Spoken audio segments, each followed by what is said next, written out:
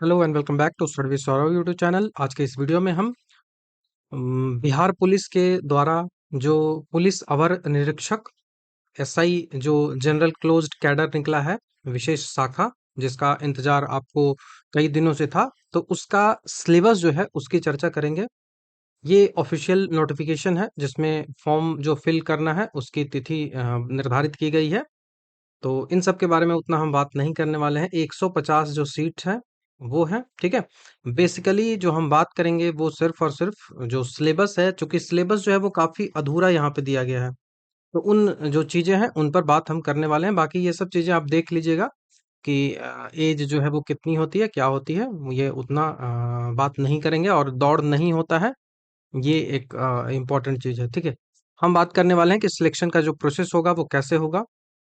तो जो प्रोसेस होगा वो दो चरणों में परीक्षा जो है वो होगी। पहला जो है वो प्री होता है और दूसरा जो है वो मेंस होता है, ठीक है। प्री और मेंस, तो सबसे पहले हम बात कर लेते हैं प्री पे। तो देखो, प्री जो होता है उसका सिलेबस कैसा होगा, तो सबसे पहली बात कि वो एमसीक्यू टाइप होगा। प्री का जो सिलेबस होगा वो कैसा होगा, तो वो एमसीक्यू टाइप होगा। आपसे जो एमसीक्यू प्रश्न है वो पूछे जाएंगे। ऑब्जेक्टिव जो क्वेश्चंस होते हैं वो पूछे जाएंगे, ठीक है। दूसरा, कितने सवाल आएंगे, तो 100 क्वेश्चंस आएंगे। तीसरा, एक क्वेश्चन जो होगा वो 2 अंकों का होगा, तो टोटल जो है वो आपको 200 मार्क्स मिलेंगे, ठीक है। और आपको इनके लिए कितने आवर्स दिए जाएंगे, तो 2 आवर्स, और मिनिमम आपको जो है वो 30% मार्क्स तो लाना ही पड़ेगा, मतलब 60 मार्क्स तो लाना ही पड़ेगा। ये तो होता ही है। अब यहाँ पे सिलेबस के बारे में देखो, कोई भी ऑफिशियल नोटिफिकेशन है वहां पे सिलेबस के बारे में चर्चा नहीं है। वहां पे सिर्फ लिखा हुआ कि उक्त प्रश्न में अंग्रेजी, सामान्य ज्ञान, हिंदी, हिंदी भाषा का ज्ञान, तर्क शक्ति, रीजनिंग और समसामयिक मुद्दे से संबंधित प्रश्न जो है वो पूछे जाएंगे। तो अंग्रेजी पहला हो गया, जीके दूसरा हो गया, तीसरा हो गया हिंदी, चौथा जो हो गया वो तर्क शक्ति, और पांचवा जो हो गया वो समसामयिक मुद्दे, मतलब करंट अफेयर। तो इन्हीं को मैंने यहाँ पे डिटेल से 5 जो पिलर है उसमें कन्वर्ट कर दिया है। पहला जो है वो इंग्लिश है। अब इंग्लिश में क्या पूछा जाएगा और कितने नंबर्स के क्वेश्चन आएंगे, इस बारे में कोई जानकारी कहीं से आपको नहीं मिलेगी, लेकिन आप एक्सपेक्ट कर सकते हो कि 15 सवाल जो है वो इंग्लिश से आएंगे, ठीक है।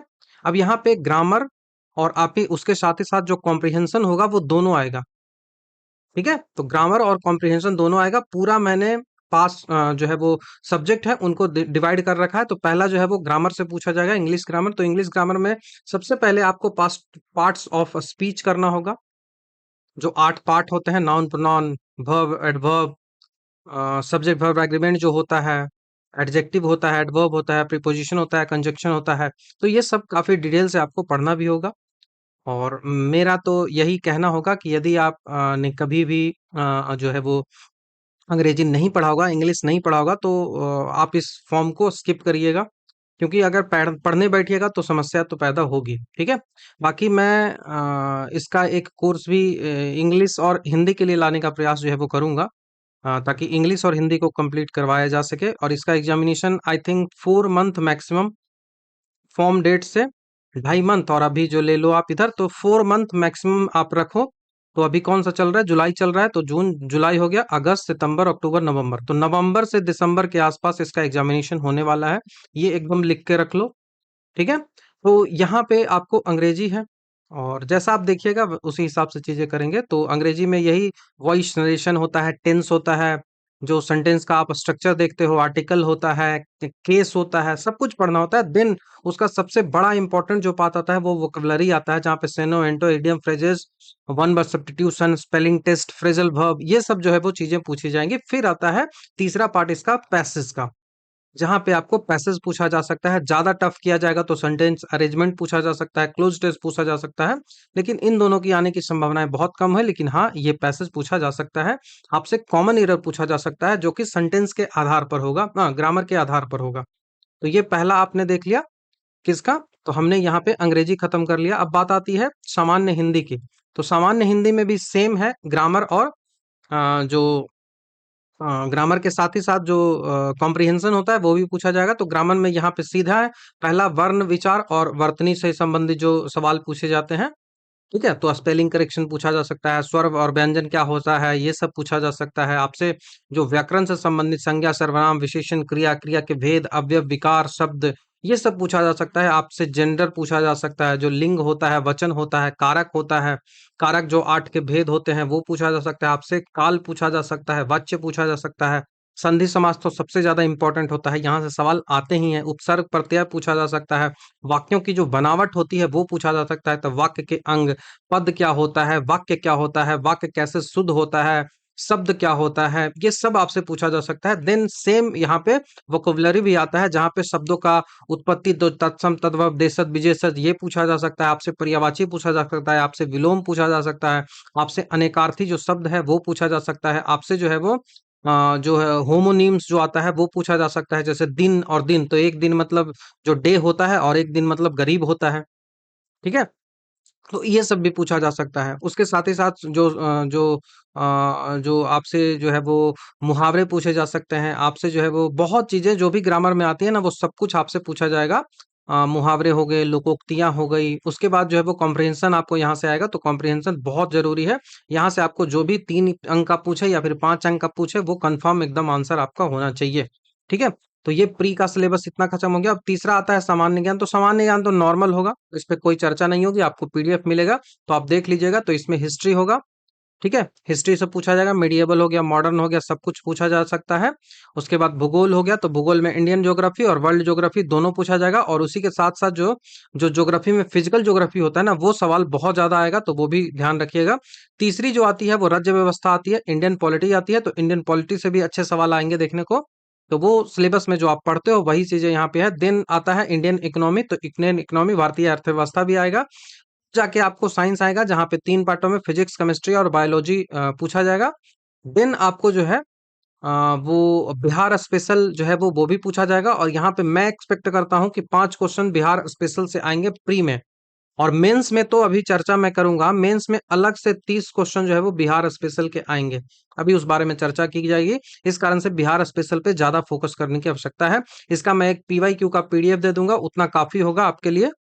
ठीक है, मेरे टेलीग्राम चैनल पे वो मिल भी जाएगा। तो बिहार का इतिहास, भूगोल, राज्य व्यवस्था, अर्थव्यवस्था, जनगणना, ये सब पूछा जाता है। उसके साथ ही साथ आपको करंट अफेयर 8 से 12 महीने का पूछना जो है वो पड़ेगा। तो जैन भी रख लो। दिसंबर से आप नवंबर तक पढ़ लोगे, उतना काफी होगा। और इसका एग्जामिनेशन नवंबर के आसपास ही होने वाला है। ठीक है, तो ये ध्यान रखिएगा। उसके बाद जो है वो रीजनिंग आता है और मैथ्स आता है। ये दोनों याद रखिएगा कि रीजनिंग और मैथ्स दोनों आएगा। केवल आपको रीजनिंग लिखा हुआ है, फिर भी यहाँ पे मैथ्स के सवाल आपसे पूछे जाएंगे। तो रीजनिंग में वर्बल और नॉन वर्बल दोनों आता है, तो दोनों ध्यान रखिएगा। सिलेबस आपको पीडीएफ मिलेगा, वहां से आप देख लीजिएगा। इसको मैंने काफी डिटेल से इसको बना दिया है। ठीक है, तो वर्बल, नॉन वर्बल। उसी तरह से मैथमेटिक्स जो होगा, वहां पे अर्थमेटिक से भी आएगा। अर्थमेटिक में जो भी है, नंबर सिस्टम है, सिंप्लीफिकेशन है, एचसीएफ एलसीएम है, घातांक करनी है, शॉर्ट्स एंड इंडिसेस जिसको कहते हो, एवरेज है, रेशियो एंड प्रोपोर्शन है, पार्टनरशिप है, प्रॉब्लम्स ऑन एज है, परसेंटेज है, प्रॉफिट लॉस एंड डिस्काउंट है, सीआईएसआई है, वर्क एंड टाइम है, टाइम एंड स्पीड है, पाइप एंड सिस्टर्न है, ट्रेन है। ये सब सवाल आपसे पूछा जाएगा। आपसे जो है वो बोट एंड स्ट्रीम का सवाल पूछा जा सकता है। एडवांस मैथ में आपसे ज्योमेट्री, आपसे मेंसुरेशन, ये सब सवाल आपसे पूछा जाएगा। कि घन क्या होता है, घनाभ, इन सब से संबंधित जो बेलन होता है, शंकु होता है, सब सवाल आएगा आपके।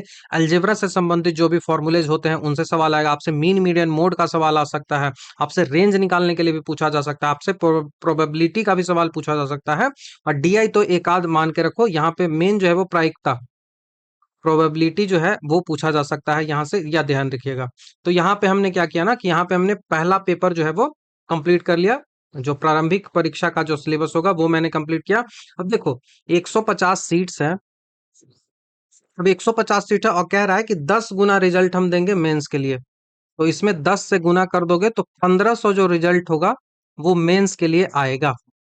मेंस में 1500 रिजल्ट आएगा, तो 1500 जो छात्र होंगे वो मेंस के लिए क्वालिफाई करेंगे। बस इतना ही करेंगे। ठीक है, प्रारंभिक परीक्षा में प्राप्त अंकों के आधार पर रिक्तियों में अधिकतम 10 गुना सफल अभ्यर्थियों का चयन जो है वो किया जाएगा, जो कि मेंस देंगे। और नॉर्मलाइजेशन किया जाएगा इक्वी परसेंटाइल मेथड से। ये आपको पता है, ये होता ही है। अब मेन जो मामला फंसता है ना, वो फंसता है यहाँ पे जो द्वितीय प्रश्न चरण। अब ये जो द्वितीय प्रश्न है ना, वो 2 पार्टों में डिवाइड होता है। द्वितीय प्रश्न पत्र है वो दो पार्टों में डिवाइड होता है, लेकिन द्वितीय में सबसे ज्यादा जो इंपॉर्टेंट बात याद रखने की है ना, वो नेगेटिव मार्किंग को ध्यान रखना है।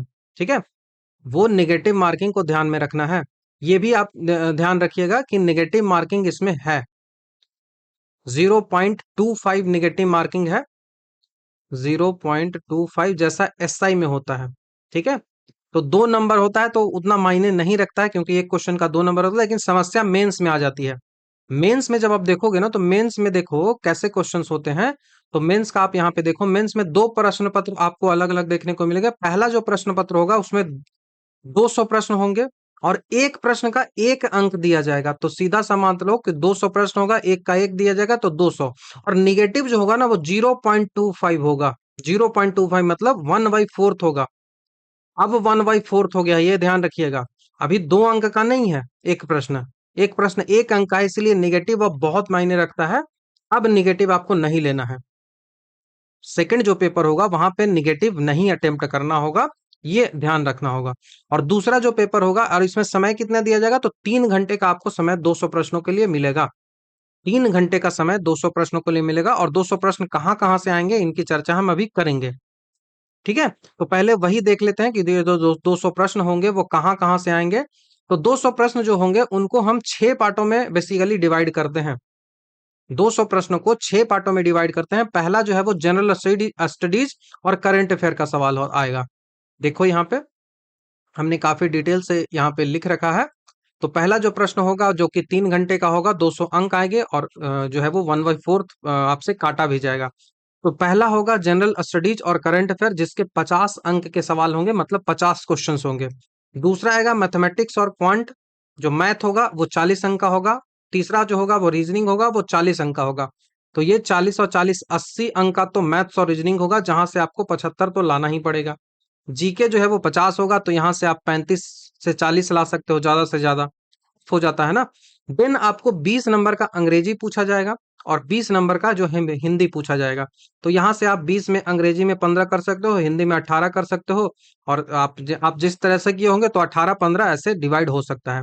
देन आता है बिहार स्पेशल जीके। यहाँ से आप जो है वो मैक्सिमम 25 क्वेश्चंस, 25 से 28 क्वेश्चंस आराम से कर सकते हो, जब आपने ठीक ठाक पढ़ रखा होगा। तो ये इस तरह से 200 अंकों के प्रश्न आपसे यहाँ पूछे जाएंगे। तो ये बहुत इंपॉर्टेंट है। जैसा सिलेबस प्री में था, सब वैसा ही होगा। सामान्य अध्ययन का, करंट अफेयर का, mathematics, quant, reasoning ability, English, Hindi, सब वैसा ही होगा। मेन लफड़ा जो आता है ना, वो लफड़ा यहाँ पे आएगा, ये वाला। 50 अंक का इसका पेपर 2 भी होगा। वो जो होगा वो विषयनिष्ठ लिखित परीक्षा होगी। वो क्या होगा, तो वो डिस्क्रिप्टिव होगा। ये समस्या है, आपको 1 घंटा दिया जाएगा, 1 घंटे में 50 अंक के प्रश्न होंगे। और देखिए आपको लिखना कैसे है, तो आपको हिंदी में निबंध लिखना है, आपको अंग्रेजी में निबंध लिखना है, और हिंदी का जो निबंध होगा वो 15 अंक का होगा। तो आई थिंक यहाँ पे आपको 350 वर्ड या फिर 300 वर्ड लिखने पड़ेंगे। ठीक है, उसी तरह से अंग्रेजी का जो निबंध होगा वहां पे भी आपको 300 से 350 वर्ड्स जो है वो लिखने पड़ेंगे, शब्द लिखने पड़ेंगे। देन आता है प्रिसाइज संक्षेपण, जो कि 10 अंकों का होगा। 10 अंकों का होगा, 1/3 लिखा जाता है। इस बारे में मैं एक जब जरूरत होगा आपको, तो मैं ये जो कोर्स है वो इस बारे में लॉन्च भी कर दूंगा, तो आपको आसानी हो जाएगी चीजों को करने में, समझने में। देन आएगा ट्रांसलेशन। ट्रांसलेशन इंपॉर्टेंट इसीलिए है क्योंकि यहाँ पे शब्दों का जो मीनिंग होता है ना, वो जो आप कॉलिक्वियल यूज करते हो वो नहीं चलेगा। आपको एकदम लिटरल मीनिंग जो होता है ना, साहित्य में जो इंग्लिश लिटरेचर में या फिर हिंदी साहित्य में जो शब्द का अनुवाद होता है ना, वो वाद अनुवाद आपको याद रखना पड़ेगा। तो यहाँ पे वर्ड्स बहुत इंपॉर्टेंट हो जाते हैं। अगर वर्ड्स आप नॉर्मल सा यूज कर दोगे तो आपको उतने अंक जो है वो नहीं मिलते हैं। तो ये डिस्क्रिप्टिव वाला पेपर बहुत ज्यादा डिसाइडिंग होता है, और ये इसी कारण से डिसाइडिंग है। क्यों इसी कारण से डिसाइडिंग है, क्योंकि जो आपका मेरिट लिस्ट बनेगा ना, वो पेपर 2 पे बनेगा। आपका जो मेरिट लिस्ट बनेगा वो पेपर 2 पे बनेगा, ये आपको ध्यान रखना होगा। दोनों पत्र जो होगा पेपर 2 में, पेपर 1 और पेपर 2 में अलग अलग कम से कम 30 प्रश्न आपको अंक जो लाना ही पड़ेगा। नहीं लाइएगा तो कोई फायदा तो है नहीं। और जो आपका जो है वो बनेगा कैसे, तो आपका जो मेरिट बनेगा वो यही पेपर 1 और पेपर 2 पे आधार पर बनेगा। देखो यहाँ पे लिखा हुआ भी मिल जाएगा आपको। ठीक है। जो आपका मेरिट बनेगा, मेधा सूची, अंतिम रूप से सफल अभ्यर्थियों की जो मेधा सूची है मुख्य लिखित परीक्षा में, मतलब जो मेंस में आपका पेपर 1 और पेपर 2 में जो आएगा मार्क्स, उसी के आधार पर ये जो है वो बनेगा। ये आपको ध्यान रखना पड़ेगा। अब जैसे देखो, आपसे जो ऐसे पूछा जाएगा वो किस तरीके से पूछा जा सकता है, उस बारे में मैंने काफी डिटेल से यहाँ पे टॉपिक्स भी डिवाइड कर दिया। बाकी इस बारे में मैं आपको एक स्पेशल कोर्स भी लेके आ जाऊंगा, जिससे आपको जो ऐसे है वो लिखना बहुत आसान हो जाएगा। मैं समझा दूंगा कि कैसे एक फ्लो है जो देखना पड़ता है, बस उतना और कुछ नहीं होता है। ठीक है। उसी तरह से अंग्रेजी का लेटर भी आप अंग्रेजी में भी बहुत आसानी से आप लिख सकते हो। वर्ड लिमिट वही 300 से 350 के आसपास रखना पड़ता है और कुछ नहीं। तो यहाँ पे हमने ना काफी जो डिटेल से जो भी कंप्लीट जो सिलेबस था इस एग्जामिनेशन का, उसको हमने डिस्कस कर लिया। तो आई होप अब आपको कोई समस्या इस जो पेपर है इसमें नहीं हुआ होगा।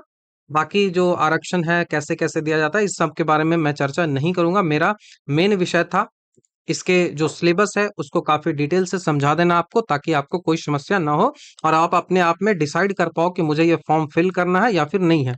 अगर आप मेरी सलाह लेना चाहोगे तो मैं तो यही कहूंगा कि आपको ये फॉर्म तभी फिल करना चाहिए जब आपने अंग्रेजी कहीं से पढ़ रखा हो, कभी भी अंग्रेजी आपने पढ़ा हो, आपने एसएससी की तैयारी की हो।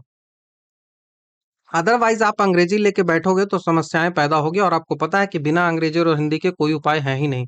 हिंदी तो आप कर भी लोगे, बिहार के छात्र अंग्रेजी में ही थोड़ा जो है वो दूर रहते हैं इससे। तो ये समस्या आपके लिए है। तो यदि आप इंग्लिश में कॉन्फिडेंट हो, आपको लगता है कि इंग्लिश आप कर पाओ, क्योंकि अदरवाइज ना आपके सीजीएल 4 है, आपके एग्जामिनेशन बीएसओ है, और आप अगर अंग्रेजी में फोकस करने लगोगे, अंग्रेजी देखने लगोगे, तो ये सब पेपर छूट जाएगा। और सीजीएल 4 और बीएसओ जो है, इन सब में सीट्स बहुत ज्यादा है। यहाँ पे क्या सीट है भाई, 150 है। तो आप तभी इस फॉर्म को फिल करिए जब आपको लगे कि हाँ, मैंने अंग्रेजी पढ़ी है कभी, और मुझे मतलब उतनी समस्या नहीं होगी, बस मैं देख लूंगा तो मुझे हो जाएगा।